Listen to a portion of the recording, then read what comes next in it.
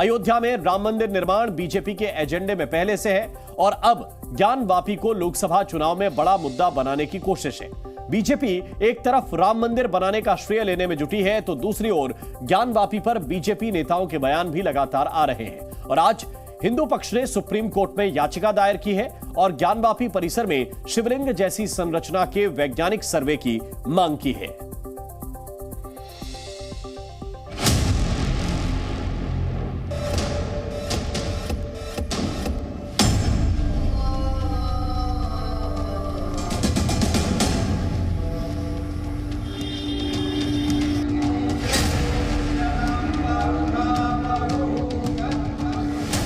ज्ञानवापी हिंदुओं के लिए आस्था का विषय है तो बीजेपी के लिए आस्था के साथ साथ चुनावी मुद्दा भी रहने वाला है।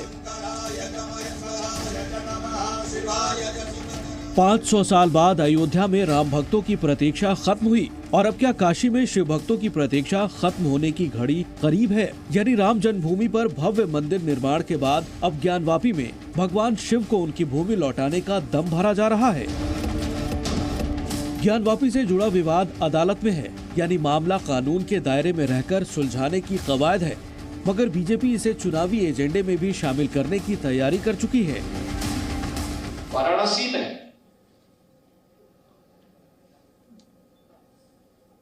काशी विश्वनाथ धाम में, ज्ञानवापी में ये एसआई की रिपोर्ट सामने आ रही है। ये एसआई की रिपोर्ट क्या बताती है? बहुत कुछ आपके सामने उदाहरण प्रस्तुत करता है।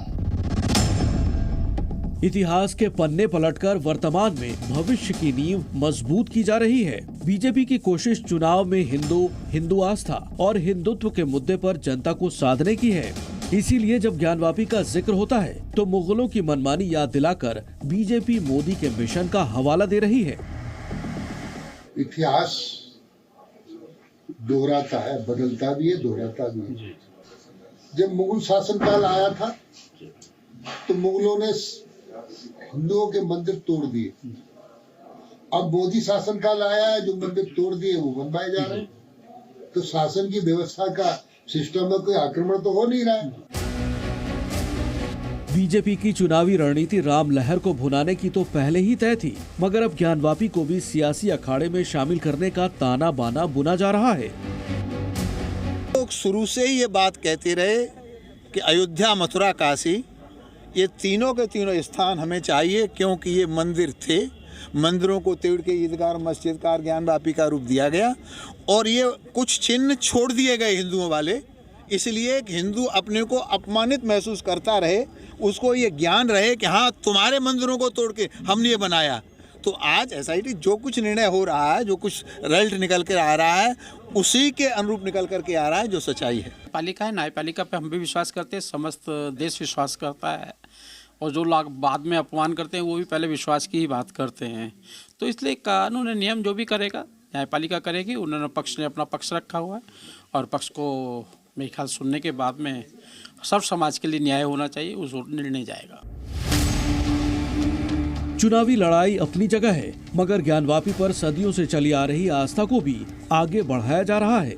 ज्योतिषपीठ के शंकराचार्य स्वामी अविमुक्तेश्वरानंद ने ज्ञानवापी में परिक्रमा करने की इजाजत मांगी है। इसके लिए उन्होंने पुलिस को ज्ञापन भी सौंपा है।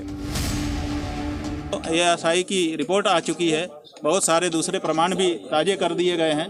यद्यपि पहले से ही वहाँ तो पुकार करके कहने वाले प्रमाण उपलब्ध हैं, लेकिन एएसआई की रिपोर्ट से और भी उसको मजबूती मिली है। तो हमने सोचा कि जब तक हमारे भगवान को पूजा करने का अवसर नहीं मिल रहा है, उनको भोग राग हम नहीं लगा पा रहे हैं, तब तक उनके जहाँ पर विराजमान हैं चारों तरफ घूम करके परिक्रमा करके हम दूर से ही उनको देख करके प्रणाम कर लें। तो उसके लिए हमने यहाँ काशी आकर के यहाँ के प्रशासन को सूचित किया। ज्ञानवापी विवाद का समाधान अदालत से होना है, इसीलिए एएसआई की 839 पेज की रिपोर्ट आते ही हिंदू पक्ष ने सुप्रीम कोर्ट में एक नई याचिका दाखिल की है। हिंदू पक्ष ने कोर्ट से कहा है कि वजू खाने की सील खोलकर वैज्ञानिक सर्वे कराया जाए। ये सर्वे बिना शिवलिंग को नुकसान पहुंचाए वैज्ञानिक तरीके से कराया जाए। सुप्रीम कोर्ट ने 19 मई 2023 को यह आदेश दिया था कि जिस जगह शिवलिंग जैसी आकृति मिली है उसे सील कर दिया जाए। इसीलिए याचिका में ये मांग की गई है कि कोर्ट अपने आदेश में बदलाव करे और वैज्ञानिक सर्वे पर लगी रोक हटाई जाए।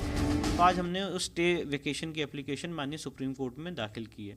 साथ ही साथ हमने ये मांग की है कि जो सील्ड एरिया है वहाँ पे एएसआई को उसके फीचर्स स्टडी करने के लिए पूरी छूट दी जाए, उसको एक्सकेवेशन करने की इजाज़त दी जाए और बिना शिवलिंगम को डैमेज किए हुए उसकी साइंटिफिक स्टडी और जांच के आदेश दिए जाएं।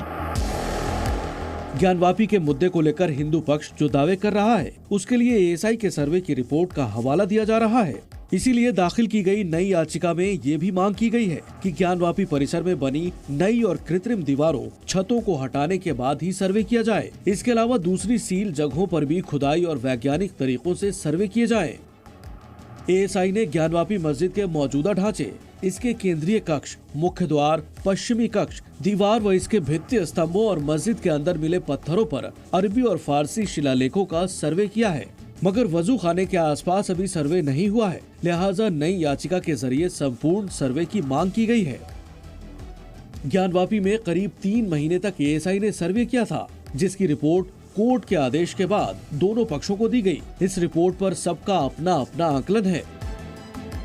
हम इंतजामिया कमेटी से भी यह आग्रह करेंगे कि वह इस नई रिपोर्ट का विचार करे, वैज्ञानिक ढंग से सिद्ध हुए तथ्यों का विचार करे और स्वयं यह ऑफर करे कि वह संपूर्ण आदर के साथ किसी उचित स्थान पर इस मस्जिद को स्थानांतरित कर लेंगे। हाँ, तो अब ये तो एक धमकी है कि या तो समाधान निकालो वरना हम छीन ही लेंगे। मुस्लिम पक्ष तो कमज़ोर और गरीब लोग हैं, क्या कर सकते हैं, बाहर कैसे निकल जाएगा। 3000 मस्जिदें और भी तो हैं। ये सिलसिला कहाँ रुकेगा?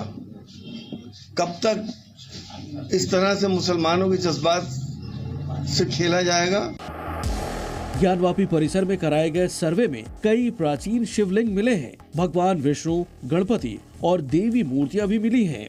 एएसआई ने जब ये फाइंडिंग दी है तो एएसआई ने कहा है कि 17वीं शताब्दी में इस मंदिर को तोड़ा गया और वहाँ पे मंदिर के मटेरियल से इस तथाकथित मस्जिद का निर्माण किया गया।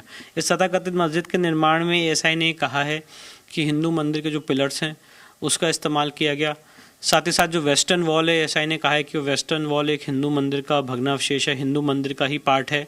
तो ये सारी बातें एएसआई ने अपने कंक्लूजन में कही हैं और एएसआई ने बहुत सेफली ये बात कही है कि वहाँ पे एक प्री एग्जिस्टिंग हिंदू टेम्पल था। ज्ञानवापी में अब तक जो भी सर्वे हुआ है वो सब कोर्ट के आदेश पर ही हुआ है, मगर इमारत में कई हिस्से अभी ऐसे हैं जिनकी जांच नहीं हो सकी है। इनमें इमारत के शिखर के नीचे तहखाने का भी हिस्सा शामिल है।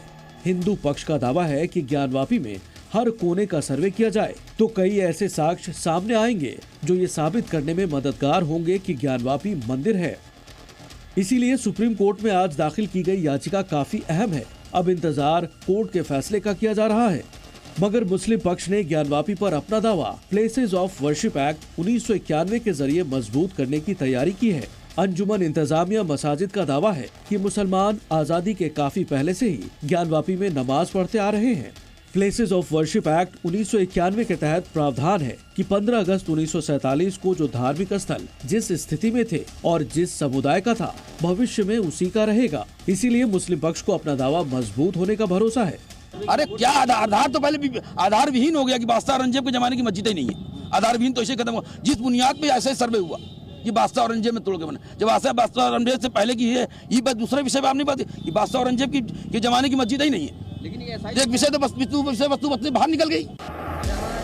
ज्ञानवापी में मंदिर की बात हिंदू पक्ष आत्मविश्वास के साथ कह रहे हैं। ऐसे में ये भी साफ है कि राम मंदिर के बाद ज्ञानवापी का मुद्दा 2024 के चुनाव में बीजेपी का एक और हथियार होगा। इसी हथियार से विपक्ष पर प्रहार भी होंगे। बीजेपी पहले ही ये साफ कर चुकी है कि मामला सिर्फ आस्था का नहीं बल्कि विरासत का भी है। अपनी परंपरा पर गौरव की अनुभूति होनी चाहिए और हम भारतीयों को तो और भी गौरव की अनुभूति होनी चाहिए। जितनी प्राचीन परंपरा संस्कृति हमारी है, इतिहास से भी परे हम लोग हैं। हमको इतिहास के दायरे में कोई कैद नहीं कर सकता। हम राम पर इसलिए क्योंकि राम हमारे पूर्वज थे, कृष्ण हमारे पूर्वज हैं। ये केवल हमारी आस्था नहीं, हमारी विरासत भी है और हम उस परंपरा पर गौरव की अनुभूति करते हैं। परंपरा और विरासत के साथ आगे बढ़ने का सीधा मतलब है कि भगवान राम के साथ ही भगवान शिव से जुड़े धार्मिक स्थल का भी गौरव वापस लौटाया जाए। इसके लिए हर स्तर पर कोशिश होगी। इसीलिए अदालत से जल्द इंसाफ की गुहार लगाई जा रही है ताकि चुनाव में भी इसका फायदा मिल सके। ब्यूरो रिपोर्ट, जी मीडिया। जी न्यूज़।